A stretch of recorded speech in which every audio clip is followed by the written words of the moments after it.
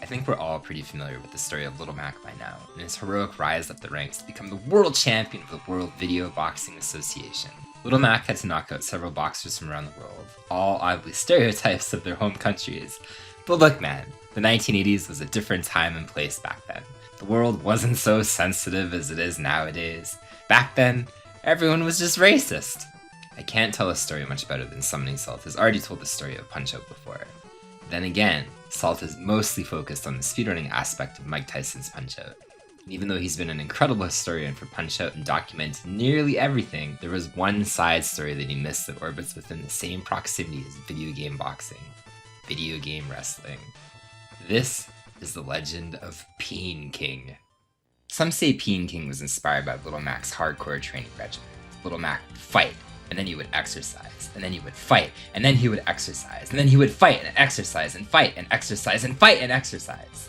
Little Mac triumphantly fought and won against boxer after boxer until he squared off against the big man Tyson himself. We're in the absolute climax and peak of video game boxing. Won by a decision? Look man, I'm sorry this wasn't a dramatic climax, alright? The playthrough that I recorded this footage from actually had me winning by decision against Tyson. I never actually knocked out Tyson. I'm a failure. I'm a fraud! Alongside him for the long haul, Little Mac was aided during his entire boxing career by one Jerome Docklewis, who encouraged Mac to fight harder, move quicker, and often offered words of wisdom to Mac in times of desperation against his various opponents. Help, Doc! Join the Nintendo Fun Club today, Mac. The hell, Doc? I'm bleeding out here, man. Why are you telling me to join a subscription-based service to a Nintendo magazine? Despite this, Little Mac rose up the ranks as a proficient boxer, and keeping this wrestling theme in the words of Macho Man, the cream will rise to the top, oh yeah. Does anyone here speak in words that are normal? Join the Nintendo Fun Club today, Mac! Little Mac's manager, Summoning Salt, was able to dangle a carrot in front of this boxing prodigy from the Bronx in a way that a carrot was never dangled in front of no kid before. Little Mac bit down, and boy, did he bite down hard. He set a world record in the single segment category in an astounding 14 minutes and 46 seconds. Mac took out Glass Joe, Von Kaiser, Piston Honda, King Hippo, Bald Bull, Super Macho Man, and more. Mac took them all out in frightening speed. No one ever stood a chance. They got the women, they got the money, they shared the fame. Some of the boxers even got immortalized in a 1989 Topps trading card set. Life was looking pretty sweet for Mac and his manager, and across town it inspired a different manager named Magma Wolf to throw in his towel into the ring, but with a different sport. Peenking lifts him into a press. He's putting on full power. And he drills him right into the mat. What a slave. Holy cow! He comes back with the Royal Octopus Hold. The fanatical backblade kick. A-Dragon is put flat on his back. The ref starts to count. 1, 2, he's down in a 3 count. Peenking perfectly executed that kick. Magma Wolf immediately saw potential in a wrestler named Dr. Gildo to compete for the Tecmo World Wrestling title crown in the Tecmo Coliseum. Man, from here on out we're gonna call that the TWWTCTC. Please note, I said Dr. Gildo, that's with a G. Gildo! I tried to check the manual for some background information about Dr. Gildo, and it's pretty barren. The technician is nearly 7 feet tall and a whopping 330 pounds. It's 149 kilograms for my EU homies. Further to that, it's just listed he's born in America. Where though is he born in the USA? Also, what's on his face? Also, what's he even a doctor of? What did he go to school for? Or maybe he's one of those doctors like Dr. Pepper is a doctor. I went to a random job website to arm myself with information. Dr. Gildo, tired of his old career of independent means. What the hell does that mean? Decided one day to become a wrestler. He lives wherever you personally live in America, and I guess the purple thing on his head and the lack of a distinct location is supposed to make him an everyman of sorts. A silent protagonist. He's basically like Chrono from Chrono Trigger.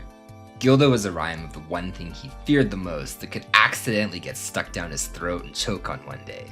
I'm talking about his pillow, of course. Magma Wolf had Dr. Gildo do forms of weight training before his matches to take out various wrestlers like Akira Dragon from Japan and El Tigre from Mexico. He also took out Jackie Lee, the Kung Fu master from Hong Kong. Wait a second. Oh, come on! This game is also full of stereotypes. Every wrestler is a stereotype from somewhere. Were video games incapable back then of not being based on stereotypes? Oh, hey there T-Hawk and Daz Lim and Fei Long from Smash video game hit Super Street Fighter 2 The New Challengers. It's nice to see you guys in this video. Magma Wolf continued to have Dr. Gildo train his muscles to increase his strength and aptitude, and commanded him to utilize his giant swing attack over and over among the inferior men before him. Dr. Gildo spun around chumps while cracking open skulls, moved up the rankings until the belt fight against Blue King, a unique and mysterious warrior best known for being able to use the moves of every other wrestler. Blue King was a force to be reckoned with, but Dr. Gildo persevered.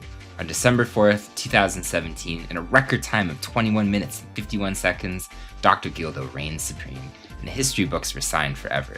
With Magma Wolf's expert training, Dr. Gildo was crowned the champion.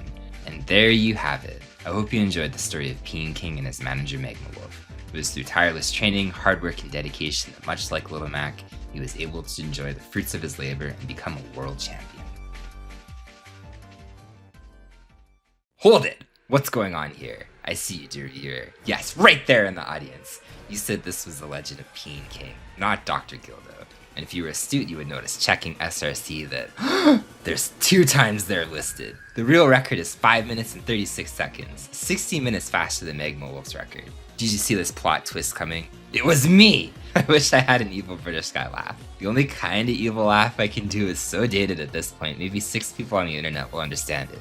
But it's Dr. Claw from Inspector Gadget. I'll get you next time, Gadget. I was the other guy that recruited Dr. Gildo. We infiltrated the TWW-TCTC, but Dr. Gildo had to re-enter with a new name after previously winning the championship 8 years prior. Naturally, winning the title in his prime 8 years ago presented some logical problems now that he was older, fatter, and significantly weaker. As his new manager, I had to devise a new plan so Dr. Gildo, Peenking, could rise again. I analyzed Magma Wolf's strict training regimen and diet he had Peenking firmly adhered to, and I decided the first thing that we were going to omit from our winning plan was all forms of hard work, exercise, and diet. Don't get me wrong, Peenking was willing to exercise, and he went into the various exercise rooms to do squats, sit-ups, and push-ups, to which I promptly instructed him to do nothing instead. I also told him to eat fried chicken for most of his meals, even breakfast. You see, age had treated Peenking extremely poorly at best, and I had to think outside the box. He just wasn't capable of his former glory or prime due to the time that had passed. Then, it hit me. What if we replaced all the hard work and training and eating healthy and wrestling into 2 new ideas? Winning by referee-assisted cardio and strategic use of the referee's patience. That's right, you heard that right. Winning by referee-assisted cardio. That was the game plan. I devised a plan that could be applied to every wrestler. I told Peenking at the beginning of each match to quickly go to the top of the ring and run toward the opponent. I assumed the opponent wrestler would knock Peenking out of the ring for such a stupid opening, and they did. The trap was set. Once Peenking floated the ring, the next step was to stay conscious, but continue to lie on the ground to trick the opponents coming out of the ring. Once they came out of the ring, the next step was crucial. Repeatedly hit their head against the turnbuckle or knock them on the ground to waste as much time as possible. And right when the referee was about to count to 20, quickly scramble back into the ring to disqualify the opponent. No need for muscles, no need for training or hard work or anything. And guess what? It worked! Not only did it worked again and again and again. Suddenly, Peenking found himself back in the champion match, still oddly against the Blue King 8 years later. I mean, props to the Blue King for taking such good care of himself in the last decade. It was pretty impressive. And did the plan also work on the Blue King himself? It sure did! Hell yeah, it did! Peenking was victorious. All hail the Peen. So, there's 2 kinds of morals of the story that we can focus on here as the rise of Dr. Gildo turned into Peenking is a unique story to tell. Plot A and Plot B. Plot A, hard work, exercise, and determination do yield predictable results. Magma Wolf and Dr. Gildo proved that. Their determination and grit were both admirable and respectful. It's important to remember to never give up, and if you pursue a goal in life, it's worth putting in a maximum amount of effort. We've all heard that before though, very similar to the moral of Little Red Hen. Little Red Hen teaches the value of hard work, responsibility, and those who don't contribute should not expect to share in the rewards. However, then there's Plot B. If you check the upload date of this video, I chose to upload this on January 22nd, because January 22nd just happens to be my birthday in real life. Utilizing this absolute scumbag strategy with Peenking, we split the Tecmo World Wrestling Championship money, and I'm currently abroad in Italy, possibly drinking a $9,000 bottle of champagne as you watch this. Defeating all those wrestlers with a fraction of the effort and hard work was a life-changing experience for both of us. I mean, what's the point of working hard for something when you can get the same result for hardly working? I ask myself at the end of the day if gaming the system was morally or ethically correct for my own personal gain, and rolling around in my gigantic piles of money from being Peenking's manager at night soothes that question just enough for me to sleep. Surrounded by silk sheets, Italian sunlight, gently rocking back and forth on my yacht as I remember the sound of Peenking disqualifying a chump. Thank you for watching The Legend of Peenking. Here's a pixel art of a duck I made. Please subscribe.